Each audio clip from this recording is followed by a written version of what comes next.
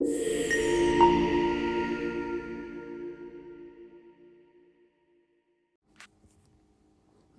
më i ri që ish bashkuar shtëpisë së Big Brother VIP është shkodrani Seno Fishta, një figurë relativisht e re për publikun e gjerë, por me një profil interesant profesional. 38 vjeçari vjen nga fusha e sportit, ku ushtron aktivitetin si menaxher sportistash, duke qenë i përfshirë prej vitesh në përpaskinat e karrierave sportive.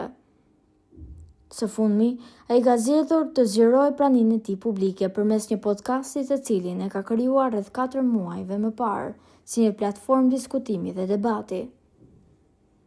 Në këtë proces, Seno Fishta ka intervistuar personazhe të ndryshme nga bota e sportit dhe e politikës, duke treguar interes për tema serioze, analiza dhe histori personale.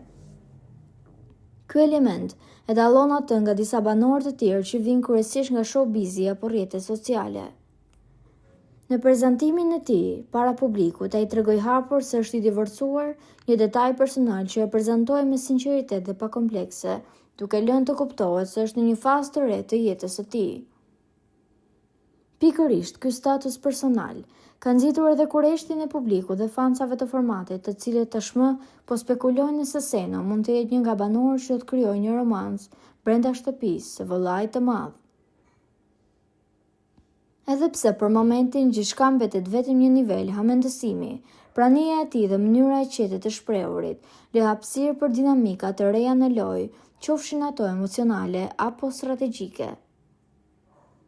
Vetë Seno është shprehur se synimi i tij kryesor në këtë rrugtim është të ruajë modestinë dhe të jetë sa më i vërtet me veten dhe me të tjerët.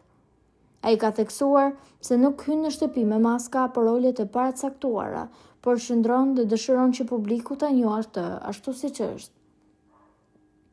Kjo qasje mund ta bëjë atë një figurë të pëlqyer për një pjesë të audiencës që kërkon autenticitet dhe maturi në një format të mbushur shpesh me drama dhe tensione. Gjatë prezantimit, moderatori Ledion Liço nuk i shpëtoi pyetjes së pashmangshme, a do të krahasojë Seno si shkodran me fenomenin Louise Ailey. Përgjigjja e tij ishte e drejtpërdrejtë dhe mjaft e matur. Ai vlerësoi performancën e jashtëzakonshme të Louisit, duke pranuar se ai ka ditur të mbajë publiku me humor dhe energji, por theksoi se rrugët e tyre janë të ndara.